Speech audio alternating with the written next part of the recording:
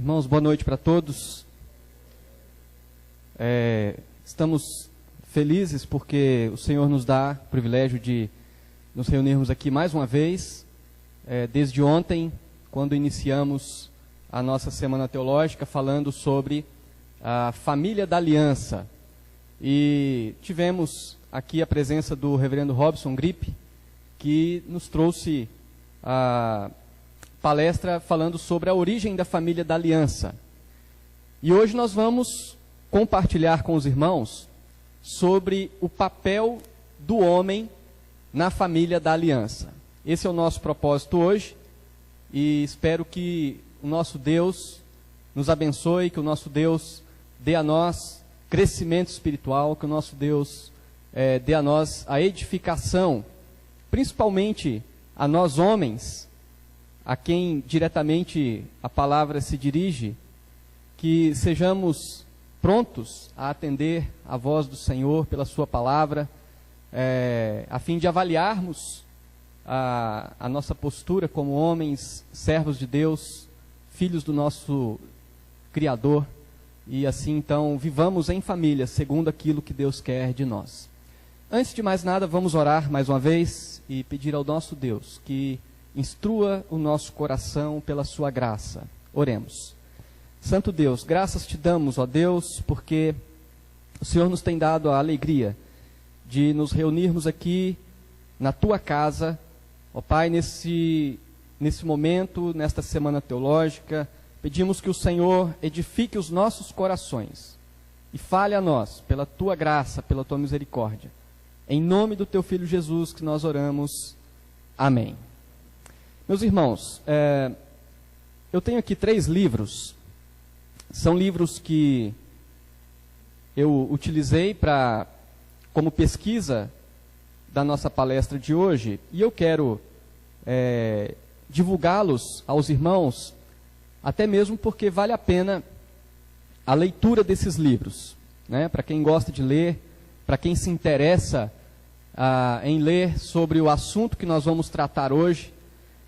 O primeiro livro é Futuros Homens, Criando Meninos para Enfrentar Gigantes. Ele é do autor Douglas Wilson.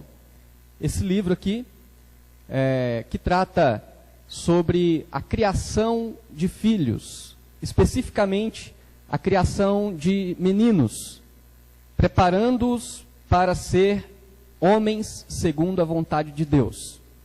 Então, é um livro que é extremamente recomendado, e aqueles que tiverem interesse, vale a pena adquirir e ler esse livro. Futuros Homens, é uma palavra principalmente aos pais. O outro livro é O Homem Bíblico, Masculinidade, Liderança e Decisões, Stuart Scott, da Nutra Publicações.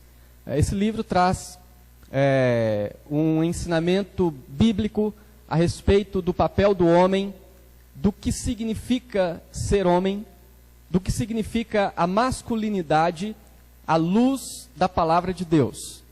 E então é um livro que traz um conteúdo extremamente desafiador, principalmente aos homens. Não é proibido que as mulheres leiam, mas principalmente aos homens, para refletir sobre a questão da masculinidade, liderança e decisões. E o terceiro livro é Pastores da Família. Vod Bauchan é o autor dele. Esse livro desenvolve o ensinamento em torno da liderança do homem, uma liderança que é uma liderança comparada ao ministério pastoral, mas o pastoreio da família. E o que esse livro traz está de acordo com o que a palavra do Senhor diz aos homens, quando Paulo exorta aqueles que querem liderar a igreja. E Paulo diz que aqueles que não sabem governar a sua própria casa não devem também governar a igreja de Cristo. Mas aquelas qualificações que estão ali em 1 Timóteo capítulo 3, bem como em Tito capítulo 1, São orientações que o autor deste livro, O Homem Bíblico, diz que são atributos que todo homem deve correr atrás e entender que aquelas qualificações não são apenas dos líderes, mas são as qualificações do homem que vive segundo a vontade de Deus, não irascível, né? Um homem que tem apenas uma esposa, é fiel à sua esposa, um homem que sabe criar os filhos segundo a vontade de Deus. E às vezes nós pensamos que aquelas qualificações ali se aplicam apenas aos presbíteros e aos diáconos, mas são qualificações que todo homem deve buscar, porque são qualificações que nos fazem viver o nosso papel como homens segundo a vontade de Deus. Mas eu quero convidá-los a abrirem suas Bíblias na carta de Paulo aos Efésios, capítulo 5, nós vamos ler aqui do versículo 22 até o versículo 33.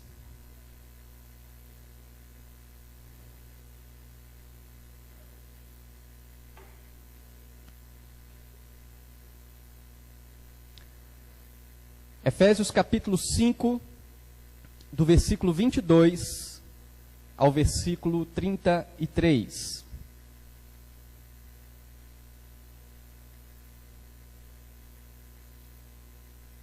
Diz assim a palavra do Senhor: As mulheres sejam submissas ao seu próprio marido como ao Senhor, porque o marido é o cabeça da mulher, como também Cristo é o cabeça da igreja, sendo este mesmo o Salvador do corpo. Como, porém, a igreja está sujeita a Cristo, assim também as mulheres sejam em tudo submissas ao seu marido. Maridos, amai vossa mulher como também Cristo amou a igreja e a si mesmo se entregou por ela, para que a santificasse, tendo-a purificado por meio da lavagem de água pela palavra, para a apresentar a si mesmo igreja gloriosa, sem mácula, nem ruga, nem coisa semelhante, porém santa e sem defeito. Assim também os maridos devem amar a sua mulher como ao próprio corpo. Quem ama a esposa, a si mesmo se ama.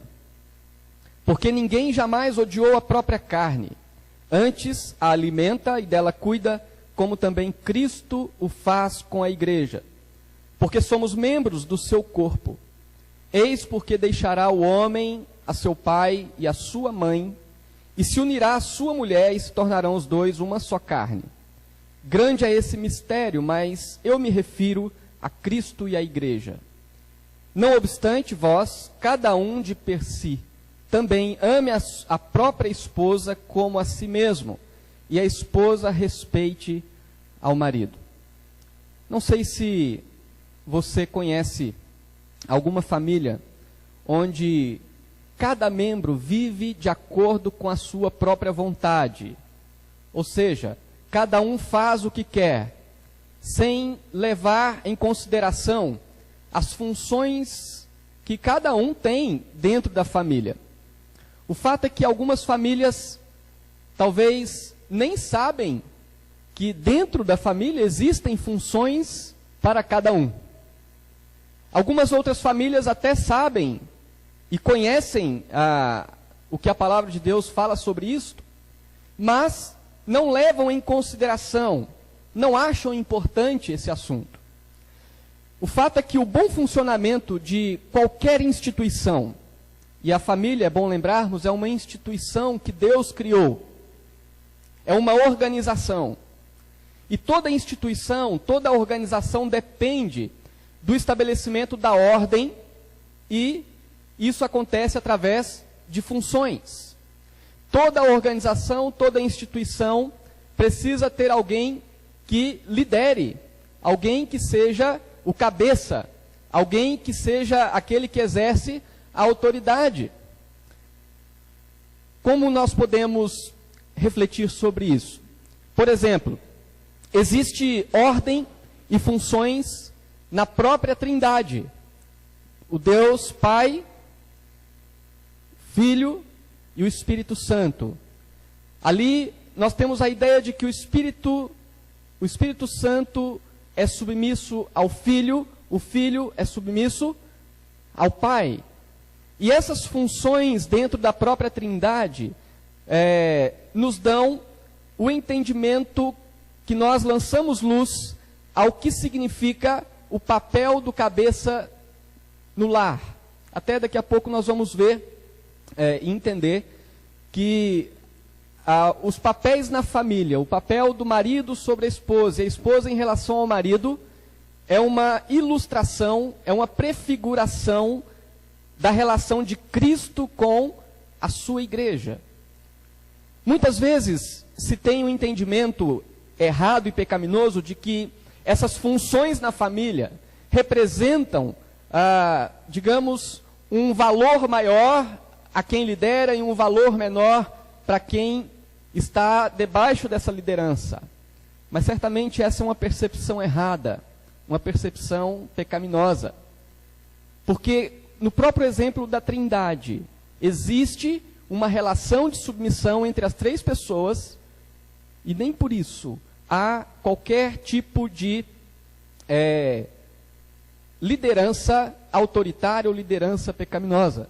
Pelo contrário, as coisas funcionam de forma organizada.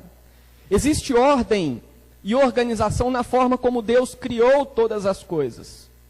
Quando nós lemos o relato de Gênesis, nós vemos que no primeiro dia Deus criou algumas coisas, no segundo dia Deus criou outras coisas, no terceiro dia, e de forma organizada Deus foi criando todas as coisas.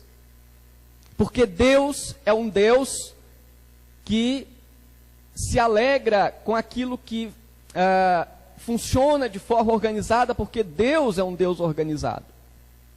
E Deus estabeleceu que a relação do homem e da mulher, incluindo os filhos, deve obedecer uma ordem determinada pelas funções designadas a cada um dentro da família.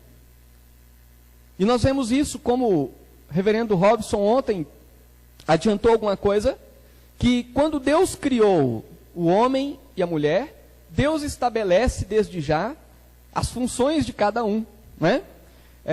O homem e a mulher foram criados iguais e ao mesmo tempo diferentes um do outro. São iguais em valor e dignidade, porque são criados, os dois, à imagem e semelhança de Deus. Não há diferença entre o homem e a mulher quanto ao aspecto do seu valor e da sua dignidade. Homem e mulher são iguais em capacidades, iguais em inteligência, iguais em moralidade, iguais em espiritualidade. Homem e mulher são iguais diante de Deus, porque homem e mulher têm capacidade para cultuar, para adorar, para servir a Deus. Mas homem e mulher são diferentes fisicamente, são diferentes biologicamente. Vivemos numa época em que cada vez mais querem diminuir as diferenças que existem entre homem e mulher. Vivemos numa época em que existe uma ideologia que quer e prega que homem e mulher são a mesma coisa, não existe diferença nenhuma entre um e outro, não existe diferença nenhuma entre ser homem ou ser mulher. Mas o fato é que Deus criou o homem ao mesmo tempo que iguais, Deus os criou diferentes, fisicamente e biologicamente. Mas ao mesmo tempo que essas diferenças trazem a distinção entre o homem e a mulher, elas não fazem o homem incompatível com a mulher e nem a mulher incompatível com o homem. Quando Adão viu a mulher que Deus criou, ele disse: essa é osso dos meus ossos, carne da minha carne. Portanto, eles são diferentes, mas eles são compatíveis um com o outro. Eles estão inteiramente relacionados um ao outro. As suas diferenças não fazem deles mais importantes ou menos importantes. E o homem e a mulher são diferentes, portanto, também quanto às funções. Deus deu a um o papel da liderança, e Deus deu ao outro, no caso a outra, o papel de auxiliar o homem na sua liderança. Mas essa diferença, como nós já vimos, ela não diminui e nem exalta o valor de um e do outro. As diferenças não definem o valor e a dignidade, mas as diferenças estão relacionadas, ou esta diferença está relacionada à responsabilidade que cada um tem na sua família. Albert Mohler, ele diz o seguinte, que conforme definida na Bíblia, a masculinidade é uma realidade funcional, demonstrada no cumprimento por parte do homem de responsabilidade e liderança. Então, a Bíblia define a masculinidade como uma realidade funcional. Ela se define não apenas através dessa característica, mas a característica de exercer a liderança é uma característica da masculinidade, é uma característica do homem que Deus criou.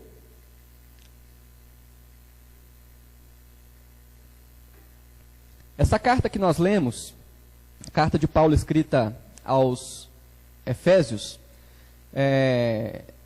temos a orientação de Paulo quanto aos resultados da obra de Cristo na vida de pessoas pecadoras. E é importante já nós pensarmos que a dificuldade da relação do homem e da mulher quanto às funções na família está exatamente no fato de que homem e mulher são pecadores. E aí então vem a dificuldade de cumprir cada um o seu papel. E Paulo nessa carta trata a respeito do pecado, dos efeitos do pecado, porém Paulo fala dos resultados da obra de Cristo na vida dessas pessoas pecadoras. Na carta, em resumo, Paulo traz que em Cristo as pessoas mortas em seus pecados passam a ter vida. Por exemplo, Efésios capítulo 2. Paulo diz nessa carta que em Cristo, judeus e gentios passam a formar uma só família. Nesta carta, Paulo diz que em Cristo os salvos vivem uma vida de santidade. Capítulo 5, Paulo diz que aqueles que estão em Cristo não devem se conformar com as obras das trevas, mas devem reprovar as obras das trevas.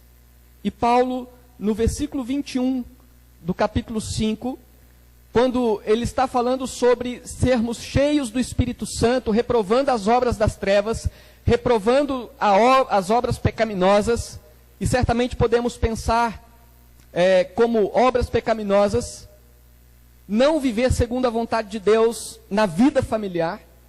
Paulo diz que devemos sujeitarmos uns aos outros, e no contexto da família, sujeitar um ao outro, é respeitar o papel que cada um tem na família. Então, Paulo termina o versículo 21 dizendo, sujeitando-vos uns aos outros no temor de Cristo. E aí no versículo 22 ele começa a dizer, as mulheres sejam submissas, o marido seja o cabeça, o marido ame a sua esposa. Depois ele fala dos filhos. E agora ele está demonstrando como Cristo faz a diferença na vida familiar. Porque em Cristo Jesus nós podemos rejeitar as obras das trevas, podemos rejeitar toda obra pecaminosa que nos impede ou que dificulta servirmos a Deus em família, segundo a sua vontade, segundo o propósito para o qual Ele criou a família.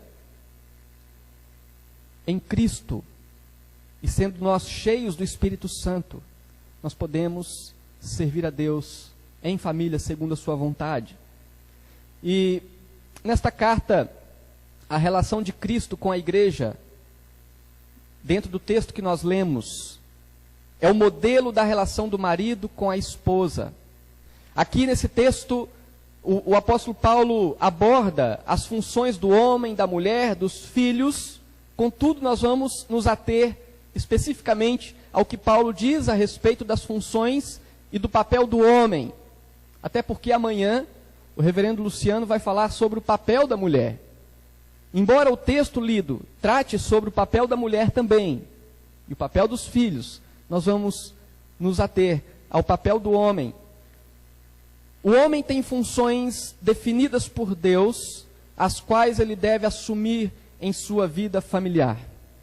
E as funções do homem na família são funções análogas às funções de Cristo em relação à igreja.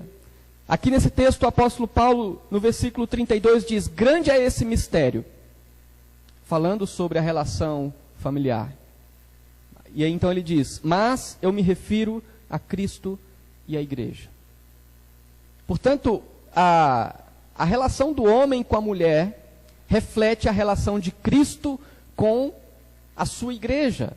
E aí nós vemos a importância da família, nós vemos a importância da vida em família segundo a vontade de Deus. Portanto, Cristo é o modelo do homem perfeito. Em sua relação com a igreja, Cristo deixa o exemplo de como o homem deve relacionar-se com a sua esposa e com a sua família. Podemos, como homens, olhar para Cristo e ter nele o modelo do homem perfeito. Devemos tratar nossa família, nossa esposa, assim como Cristo trata a sua igreja. Exatamente isso que Paulo está nos mostrando aqui. Cristo como o modelo da relação do homem com a sua família. E aí então nós vamos refletir sobre isso, as funções do homem na família da aliança. Meus queridos, uma das funções do homem na família da aliança, que está relacionada ao seu papel, de acordo com o texto da palavra que nós lemos, da palavra de Deus, é que assim como Cristo é o cabeça da igreja, o homem é o cabeça da mulher. Aqui nós temos uma expressão do papel do homem na família da aliança. Uma das suas funções. Assim como Cristo é o cabeça da igreja, assim o homem é o cabeça da mulher. Então, no versículo 22 ao versículo 24 do texto que nós lemos, apenas lendo aqui para reforçar, diz: as mulheres sejam submissas ao seu próprio marido como ao Senhor. Porque o marido é o cabeça da mulher, como também Cristo é o cabeça da igreja, sendo este mesmo o salvador do corpo. Como, porém, a igreja está sujeita a Cristo, assim também as mulheres sejam em tudo submissas ao seu marido. O que nós vemos aqui, irmãos? Que assim como Cristo exerce autoridade sobre a igreja, o marido tem a função de exercer a autoridade sobre a sua família. A exortação para que a mulher seja submissa ao marido está relacionada ao fato de que o marido é o cabeça. Ser o cabeça significa ser o líder da sua casa. Ser o cabeça significa estar pronto a dar o direcionamento no andamento da sua casa. Cristo como cabeça, diz o apóstolo Paulo, é o salvador do corpo. O texto do apóstolo Paulo diz que Cristo é o cabeça, a igreja é o corpo de Cristo. E agora ele diz: o marido é o cabeça da mulher, porque ela faz parte do seu próprio corpo. E é interessante porque o alvo de Cristo, o papel de Cristo, de certa forma, ele é inatingível por nós. Porque Paulo diz que Cristo é o salvador do corpo. Logicamente que aqui o paralelo em relação ao papel do homem, em relação à sua esposa, certamente ele vai ficar prejudicado porque nós somos falhos, nós somos limitados e não temos condições de sermos o salvador da esposa, tanto quanto Cristo é o salvador da igreja. Mas Paulo faz aqui um paralelo para mostrar que o homem, como cabeça, deve esforçar-se ao máximo para proporcionar o bem-estar da sua esposa, sendo ele o cabeça da sua esposa. Porque Cristo, sendo o salvador da igreja, ele agiu como salvador para trazer o bem da sua igreja. O homem, como cabeça da sua esposa, deve fazer o máximo para proporcionar o bem-estar da sua esposa, da sua família. O homem exerce a liderança plena na sua família. Diz o texto que a mulher deve ser em tudo submissa ao seu marido. A liderança do marido na sua casa é uma liderança plena. Ele é o cabeça da sua casa. Certamente ele deve ter nas suas mãos a autoridade suficiente para direcionar e conduzir a vida da sua casa. A autoridade do homem, portanto, meus irmãos, não é ilimitada. A autoridade do homem como cabeça da sua casa não é uma autoridade ilimitada. O limite da sua autoridade é estabelecido por Deus. Jamais o homem pode usar da sua autoridade para propósitos que geram desobediência a Deus. Portanto, a liderança do homem na sua casa deve ser uma liderança santa, uma liderança no temor do Senhor, uma liderança baseada e fundamentada na vontade de Deus, uma liderança fundamentada naquilo que agrada a Deus, porque a sua liderança não é ilimitada, ela tem o limite da palavra de Deus. Ele não pode exercer uma liderança ao ponto de levar aqueles que estão debaixo da sua liderança a fazer o que não agrada ao Senhor. Ele deve entender isto. E a autoridade do marido ela é regulada pelo exemplo do próprio Cristo. Como que Cristo agiu sobre a sua igreja, sendo ele o cabeça? Ele agiu para o benefício da igreja. Quando o homem usa da sua autoridade, usa da sua liderança, para trazer prejuízo à sua casa, para trazer prejuízo à sua esposa, certamente ele está ultrapassando os limites da sua liderança. A liderança do marido é regulada pelo exemplo de Cristo, mas é regulada também pelo princípio do amor.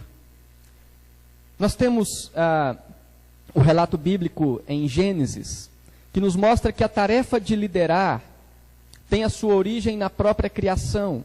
Ao criar o homem e a mulher, Deus já designou as suas funções. Lá em Gênesis capítulo 2, versículo 15, ao criar o homem, Deus lhe deu a responsabilidade de cuidar do jardim, de gerenciar a sua criação.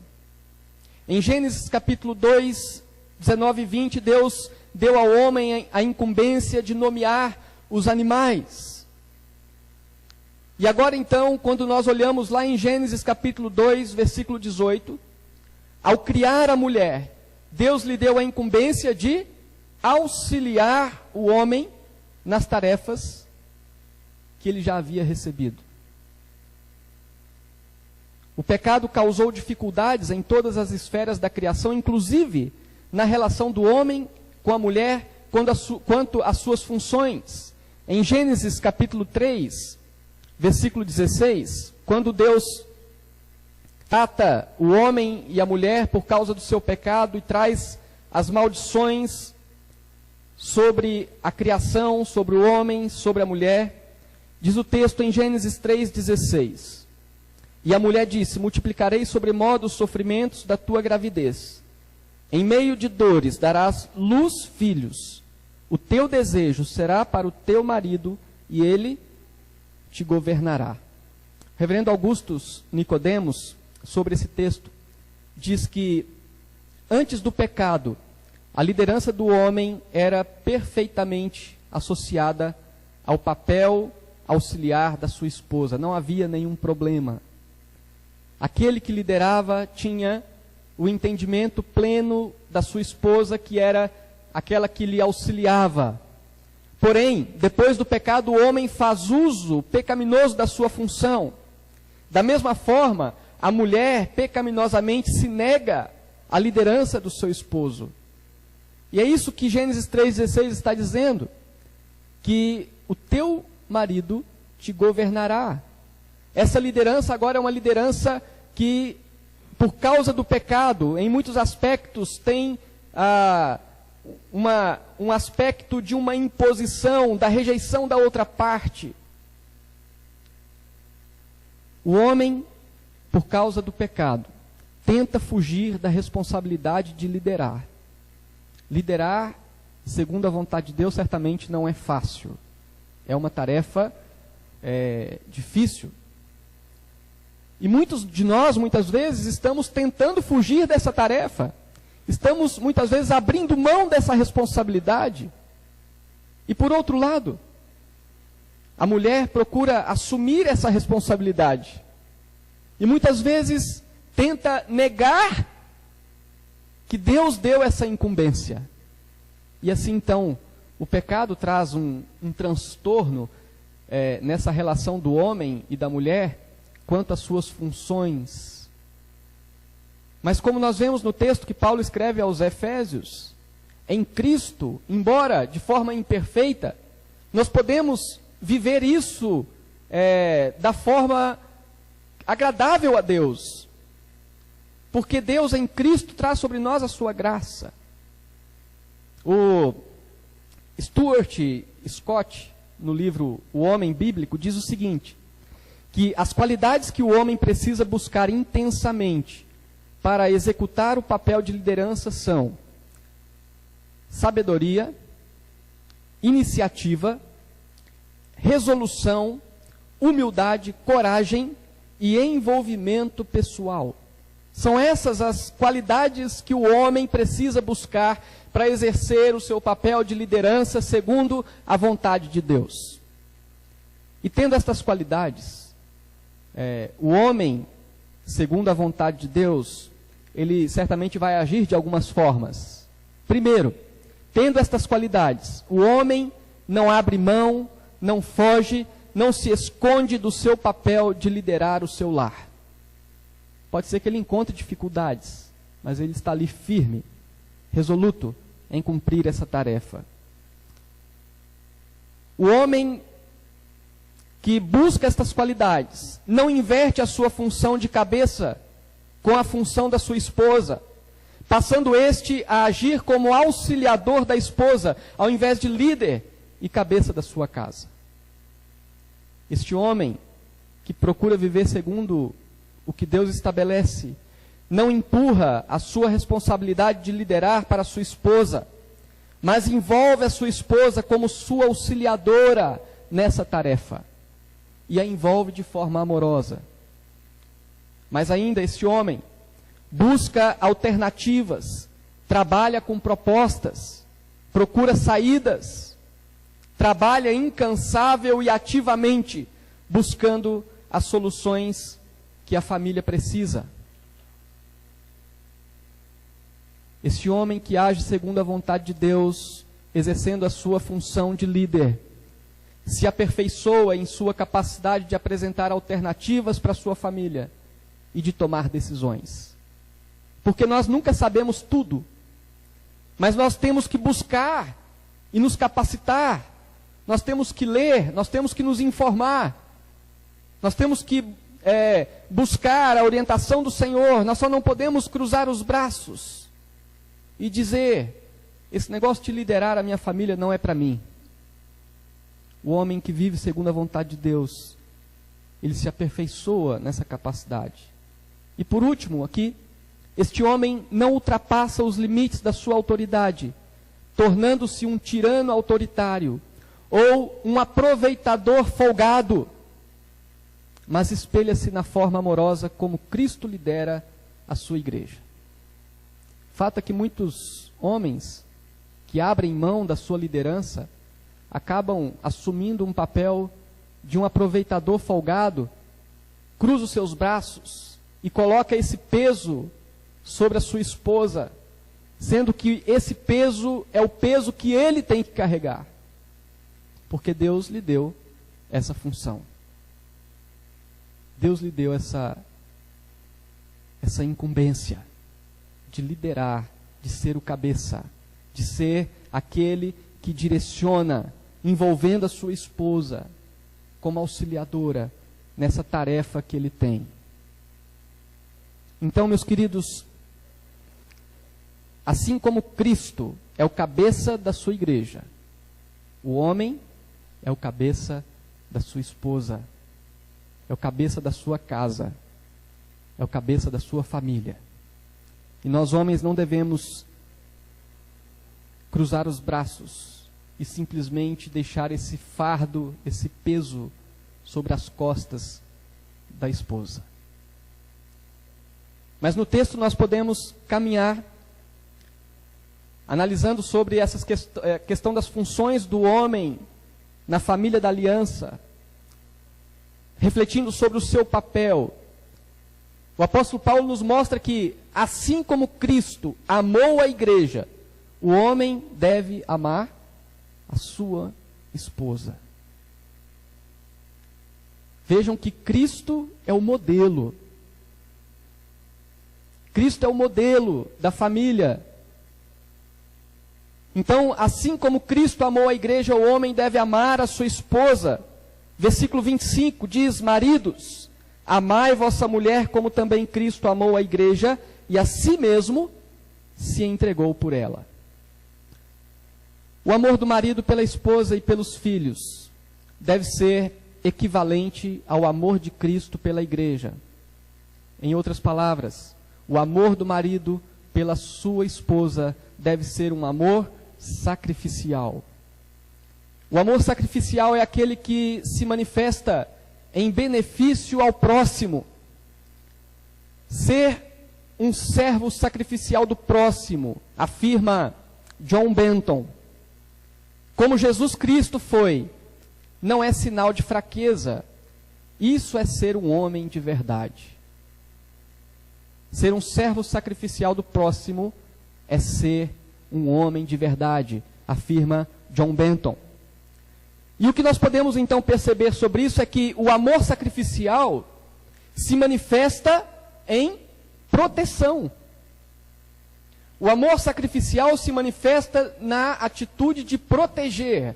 Versículo 25 ao versículo 27, o 25 nós já lemos, vamos ler o 26, que diz que Cristo amou a igreja e se entregou por ela, para que a santificasse, tendo-a purificado por meio da lavagem de água pela palavra, para a apresentar a si mesmo igreja gloriosa, sem mácula, nem ruga, nem coisa semelhante, porém santa e sem defeito. Vejam só, meus queridos, que Cristo amou a igreja e se entregou por ela, com o propósito de protegê-la do pecado, com o propósito de torná-la santa, com o propósito de fazer dela uma igreja sem defeito. O amor de Cristo pela igreja é manifesto numa atitude de proteção, quando o seu sangue é derramado sobre a sua igreja para protegê-la do pecado, dos efeitos do pecado. Cristo sofreu a morte para proteger sua igreja da condenação eterna. Cristo amou a igreja apesar das suas falhas. Pelo contrário, o amor de Cristo promove a sua santificação. O amor de Cristo pela sua igreja não é resultado da perfeição da igreja. Pelo contrário, é por causa do seu pecado que Cristo morreu por ela. Cristo sofreu o dano do pecado em favor da igreja. O apóstolo Paulo diz que Cristo se fez pecado por nós. Nessa analogia da forma como o homem deve amar a sua esposa, como Cristo amou a igreja, numa atitude de proteção, o homem deve amar sacrificialmente a sua esposa, a fim de prover a ela toda a proteção necessária. O amor do homem pela sua esposa e pelos seus filhos deve se manifestar em proteção física, proteção moral, proteção espiritual, proteção emocional.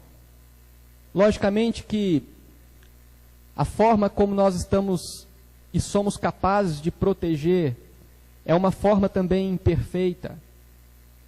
Nem sempre vamos conseguir dar toda a proteção, mas o nosso amor deve se manifestar nessa atitude, a atitude de quem protege a sua esposa, de quem protege a sua família. O amor do homem pela sua esposa e pelos seus filhos deve se manifestar de forma a proteger. O homem tem a responsabilidade, meus queridos, de se colocar como o escudo. Em que sentido? No sentido de que ele deve estar pronto a sofrer os danos necessários para proteger os que estão debaixo do seu cuidado. Diante de qualquer situação, seja do perigo físico, do perigo espiritual, perigo emocional, como homens que amam a sua esposa, que amam a sua família, assim como Cristo se deu sacrificialmente, devemos estar dispostos a nos colocar à frente para proteger diante de qualquer situação que possa trazer perigo. Parece alguma coisa fora da realidade, mas é isso. O papel de ser líder da casa é um papel que exige um amor sacrificial. Mas este amor sacrificial não se manifesta apenas em proteção. O amor sacrificial, o amor com o qual Cristo amou a igreja, e o homem deve também amar a sua mulher, é um amor que se manifesta em provisão e cuidado. Provisão e cuidado. Do versículo 28 ao versículo 31, diz assim: assim também os maridos devem amar a sua mulher como ao próprio corpo. Quem ama a esposa, a si mesmo se ama, porque ninguém jamais odiou a própria carne, antes a alimenta e dela cuida, como também Cristo faz com a igreja, porque somos membros do seu corpo. Eis porque deixará o homem ao seu pai e à sua mãe, e se unirá à sua mulher, e se tornarão os dois uma só carne. Cristo amou a igreja, Cristo cuida da igreja, e Cristo cuida da igreja como a igreja sendo o seu próprio corpo. Quando o homem deixa o pai e a sua mãe, e se une à sua esposa, os dois se tornam um só corpo, uma só carne. E é nesse paralelo da forma como a igreja é o corpo de Cristo como cabeça. Também a esposa agora deve ser considerada pelo seu marido como parte do seu corpo. É exatamente isso, osso dos seus ossos e carne da sua carne. A esposa passa a fazer parte do corpo do esposo. E no versículo 28, como nós lemos, Paulo diz: quem ama a esposa, a si mesmo se ama. Então, uma vez que a esposa é o nosso próprio corpo, se nós amamos ao nosso próprio corpo, certamente nós amamos também a nossa esposa. O marido, ou o amor do marido pela esposa, tem como fundamento o mandamento de amar ao próximo como a si mesmo. O fundamento desse amor do marido com a esposa é o amor ao próximo, que é o cumprimento de uma parte dos mandamentos, não é? Jesus disse que devemos amar a Deus acima de todas as coisas e ao próximo como a ti mesmo. Então, o fundamento do amor do marido para com a esposa é o mandamento do Senhor.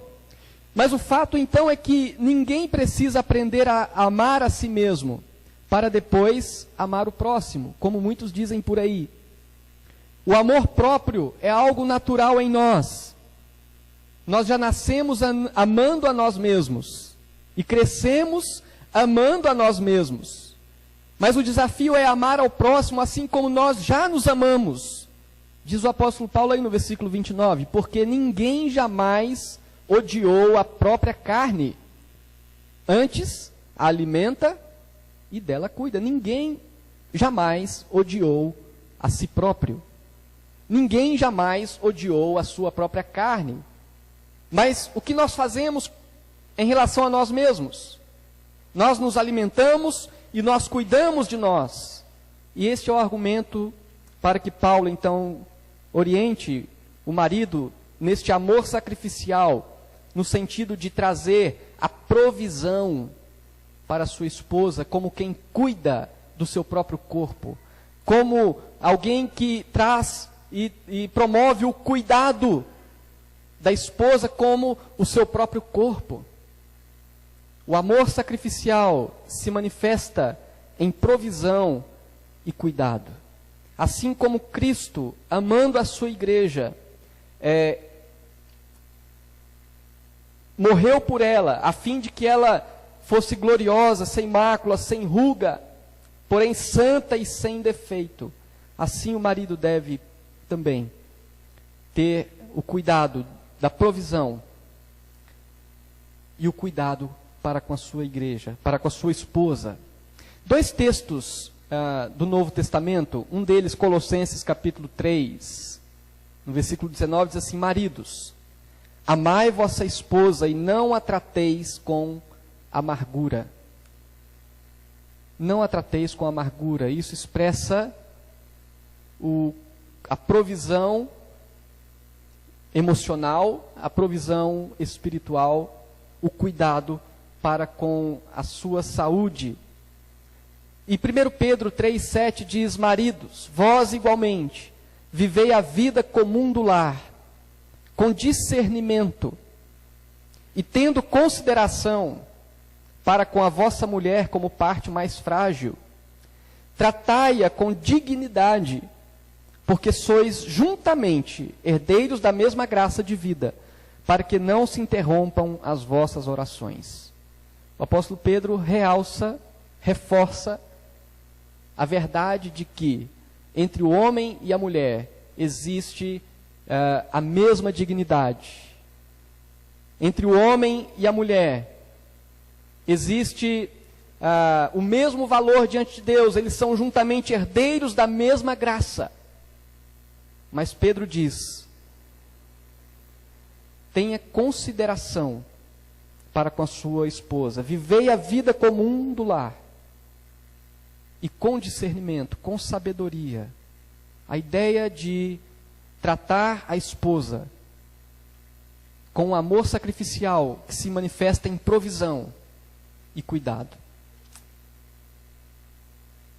Novamente o Stuart Scott diz o seguinte: que as qualidades que o homem precisa buscar intensamente para praticar o amor sacrificial são doação de si mesmo, gentileza, consideração, bondade, atitude de servo e sacrifício pessoal, coragem, ousadia, força, muitas vezes força física e também força espiritual. Não força física contra a esposa, mas a força física para suar e trazer o sustento.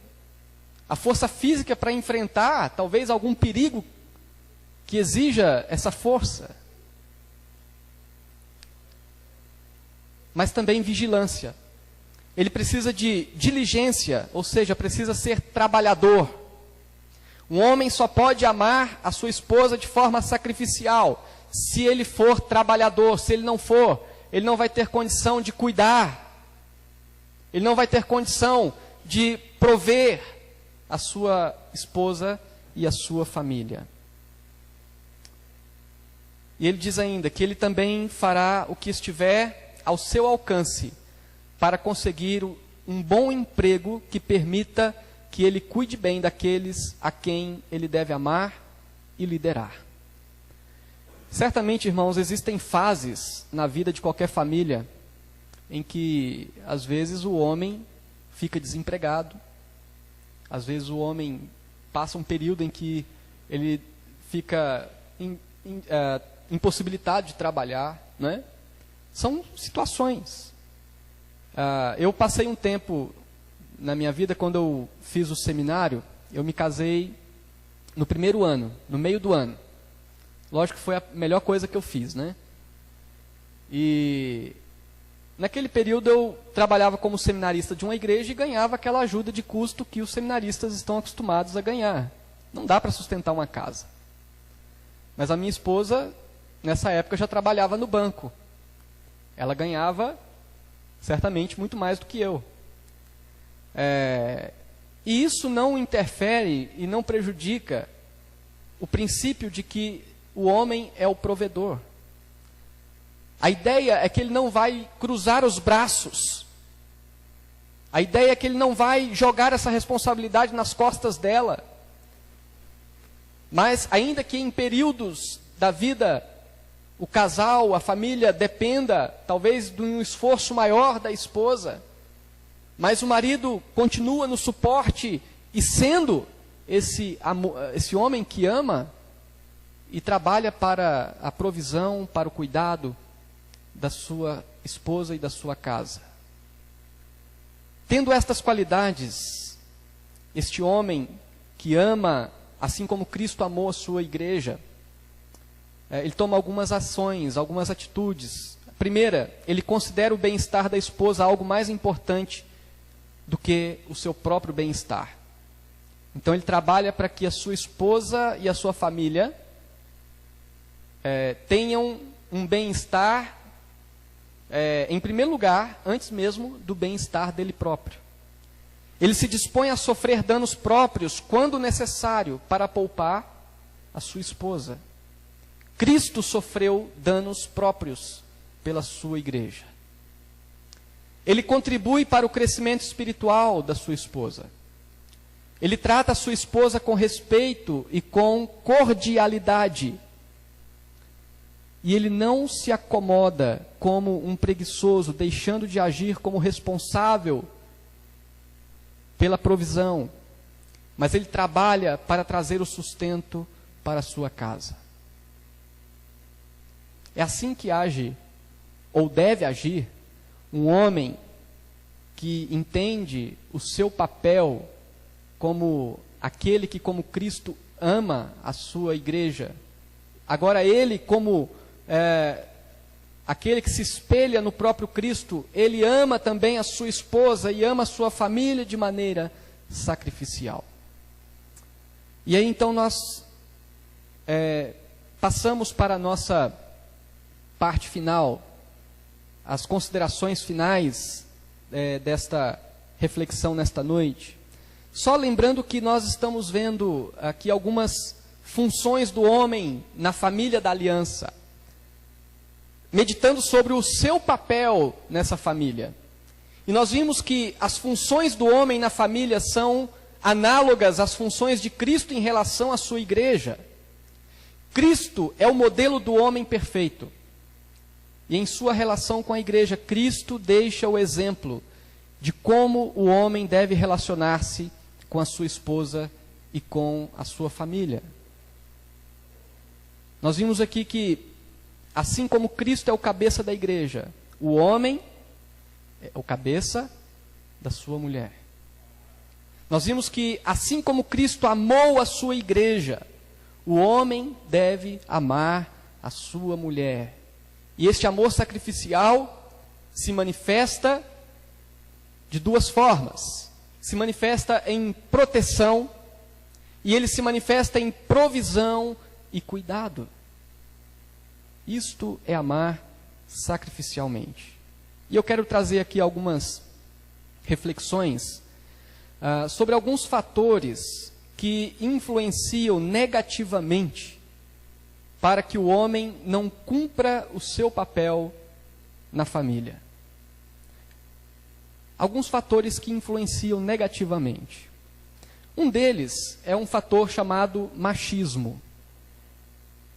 O machismo é uma postura autoritária do homem que faz uso pecaminoso da sua liderança para subjugar, para escravizar, para humilhar, para diminuir, para infantilizar a sua esposa. Então, muitos homens, em nome da sua função de líder, acabam assumindo uma postura autoritária, como nós vimos, que extrapola os limites da sua autoridade. Isso, na nossa sociedade, é chamado de machismo. Mas existe um outro fator que influencia negativamente também e impede o homem de assumir o seu papel, de maneira que ele não cumpra as suas funções na família, é o feminismo. O feminismo, isso aqui de forma muito resumida, prega total aversão ao modelo da família estabelecido por Deus. Aqueles que assumem a postura feminista entendem a liderança masculina como uma forma de escravizar a mulher. Chegam aos extremos de dizer que a mulher não precisa do homem. E esse feminismo tem gerado grandes problemas na sociedade em geral, mas também no meio da igreja, porque existe a versão cristã do feminismo. Quando mulheres cristãs estão levantando a bandeira da independência do homem, né? Levantando a bandeira da independência da liderança do homem, quando esse não é o modelo que Deus estabeleceu na criação. Um outro fator que influencia negativamente é o que nós temos ouvido quase todos os dias, aquilo que é chamado de ideologia do gênero. Segundo essa ideologia, o ser humano nasce sem definição de sexualidade. Uma criança pode ser criada indistintamente como menino ou como menina. Então, os pais, segundo essa ideologia, devem criar o seu filho sem se preocupar se ele é um homem ou se ela é uma mulher. E pode criar indistintamente. Então, de forma sutil, começamos a aceitar que não tem nada a ver, por exemplo, e aqui talvez alguns podem até se escandalizar com o que eu vou falar, mas alguns, de forma sutil, acabam entendendo que não tem nada a ver deixar um menino brincar de boneca. Deixar um menino usar roupas de menina, não tem nada a ver. Não tem nada a ver um menino ter um quarto rosa. O que está por trás disso tudo é a ideologia de gênero.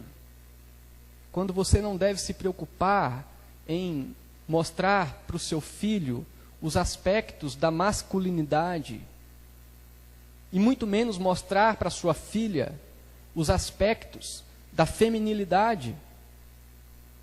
E, meus queridos, essa ideologia tem certamente provocado prejuízos nesse aspecto, porque certamente os homens que começam a pensar dessa forma, então ele não vai entender que Deus deu a ele papéis bem definidos. Nós podemos ter plena certeza de que meninos que não recebem educação, que não recebem orientações que os ajudem a entender a sua masculinidade, quando adultos, podem encontrar dificuldades para saber suas funções como homens, inclusive as funções de liderar uma casa, o papel de amar uma esposa, de protegê-la e de cuidar dela. Se um menino cresce sem entender o que significa masculinidade, segundo a palavra de Deus, isso vai refletir, certamente, nas suas ações como homem. Nós não devemos nos conformar com este século. Nós devemos abrir os nossos olhos. E o livro que eu indiquei para vocês, Futuros Homens, trata sobre isso. Como criar meninos, orientando-os a entender o seu papel como homem na criação de Deus. Mas existe um outro fator que também influencia negativamente nessa questão do homem cumprir o seu papel na família, é o que podemos chamar de meninice, ou infantilidade, imaturidade, apesar da sua idade avançada. É a ideia de que muitos homens passam dos 18, passam dos 20, passam dos 25, passam dos 30 e continuam sendo meninos. Continuam sendo irresponsáveis. Continuam sendo aquelas pessoas que não estão prontas a assumir responsabilidades. E aí então, nesse aspecto, nós vemos homens que agem dessa forma, não querem assumir as responsabilidades da masculinidade. Ou seja, não querem liderar, não querem ser responsáveis por ninguém, não querem assumir uma família pela qual ele tenha que trabalhar, uma família pela qual ele tenha que lutar e que, se necessário, tenha que dar a sua própria vida. A infantilidade leva uma pessoa a negar essa função e esse papel. Os homens, nesse sentido, querem ser aqueles eternos meninos, são infantis nas suas atitudes, querem apresentar-se como molecões. Quando já passou da fase, quando já passou da hora de procurar um trabalho, estudar e tocar a vida, não necessariamente tendo que se casar, mas se não se casar, vivendo uma vida de santidade, vai cuidar, né, com responsabilidade do seu pai, da sua mãe. Se não tiver pai e mãe, vai cuidar dos tios. Mas assumir a responsabilidade que um homem, segundo o propósito de Deus, deve ter. Enquanto as moças estão falando em carreira profissional, estes infantilizados de 20, 30 anos, estão falando em jogos de videogame. É isso que tem acontecido. Como consequências da rebeldia quanto às orientações bíblicas a respeito das diferenças entre a masculinidade e a feminilidade, muitos homens têm apresentado posturas acentuadamente feminilizadas. Esse é outro problema. O Stuart Scott diz o seguinte: atualmente, a diferença na aparência do homem e da mulher, e até mesmo na forma como agem, tem sido menor do que em qualquer outra época da história. Embora a cultura esteja classificando tudo como unissex, o homem e a mulher precisam tomar cuidado, pois são evidentemente diferentes um do outro na aparência, na maneira de agir e nos conceitos culturais de um comportamento apropriado de cada gênero. Alguns homens podem precisar de ajuda para reconhecer e mudar hábitos efeminados que desenvolveram inadvertidamente.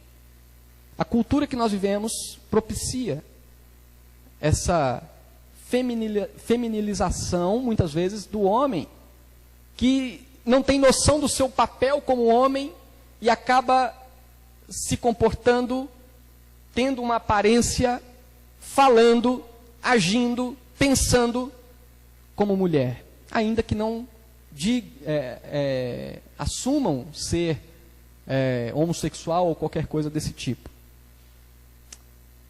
Meus queridos, a masculinidade está em baixa e quase que está sendo considerado um crime assumir a heterossexualidade. Quase que está sendo um crime assumir o estereótipo masculino. Está quase sendo um crime assumir o comportamento próprio de um homem na sociedade que nós vivemos. E nós podemos ver isso em algumas atitudes, como por exemplo, vemos homens com o cuidado com o corpo exagerado, né?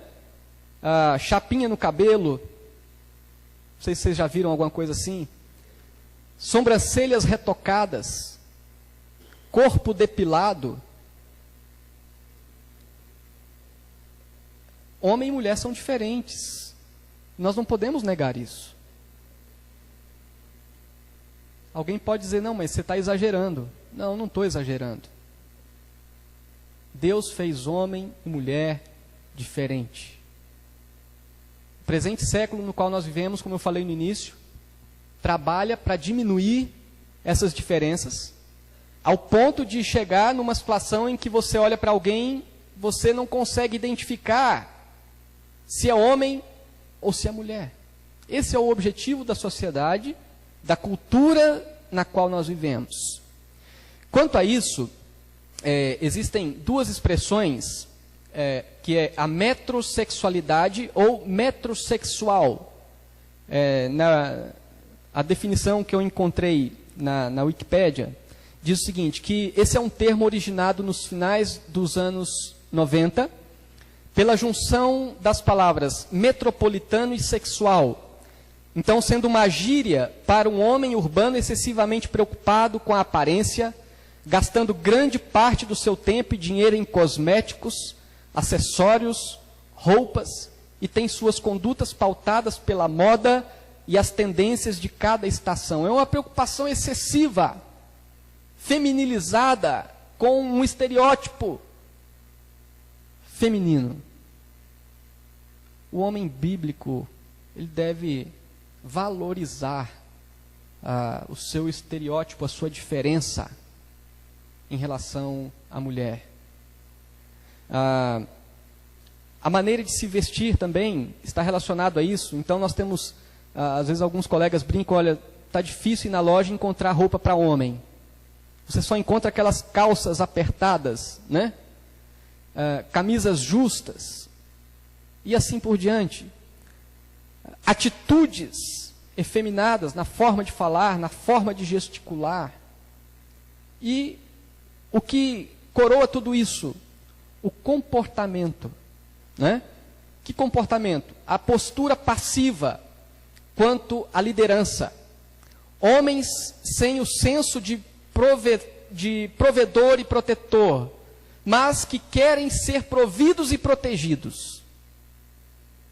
Homens que não querem proteger e prover e cuidar, eles querem encontrar uma esposa que os proteja, que dê provisão e que cuide, como uns bebês. Isso tudo, certamente, irmãos, são questões relacionadas. E como eu falei, às vezes até alguns vão dizer, não, mas isso não tem nada a ver, porque a mentalidade do século no qual nós vivemos está incutindo isso na nossa cabeça. Mas tem tudo a ver.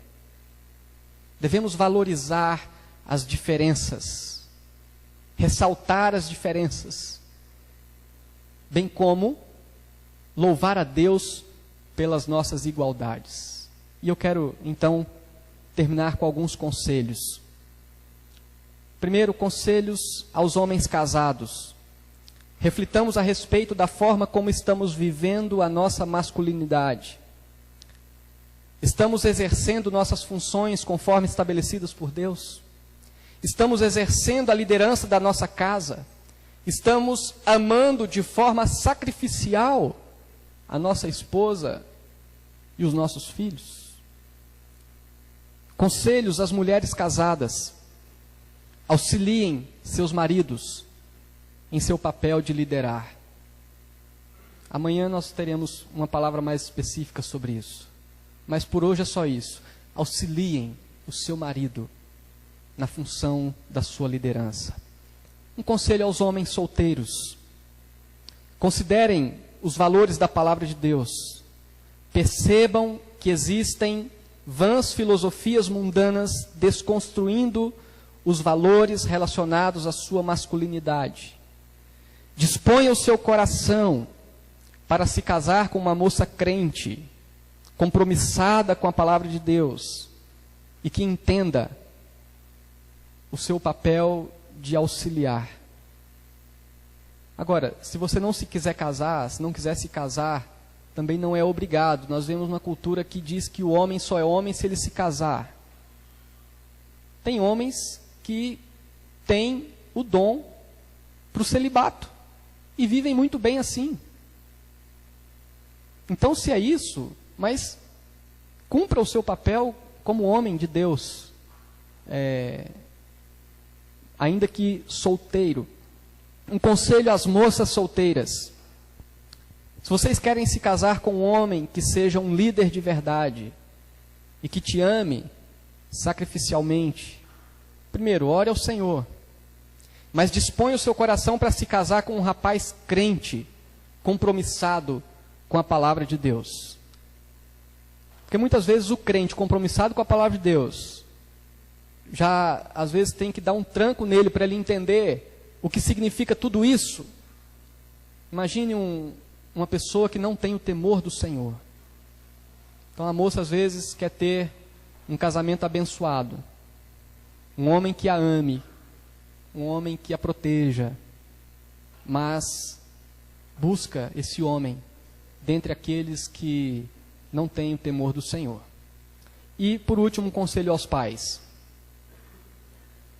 especificamente dentro do que nós falamos hoje. Eduquem os seus filhos, os meninos, para serem homens segundo a palavra de Deus. Digam não à ideologia de gênero, digam não ao feminismo, digam não ao machismo e digam sim ao modelo bíblico que Deus estabeleceu. Ensine seus filhos a liderar. Ensinem seus filhos a tratar com dignidade e com respeito o sexo feminino. Lá em casa eu tenho o Pedro, e é uma luta. Às vezes, ele, na hora do nervosismo, dá uns tapas na irmã, bate na irmã. E nessa luta eu preciso ensiná-lo, olha, homem não bate em mulher. O homem deve cuidar da mulher, deve respeitar a mulher, deve tratá-la com dignidade. E é um desafio, irmãos, nós temos que fazer isso.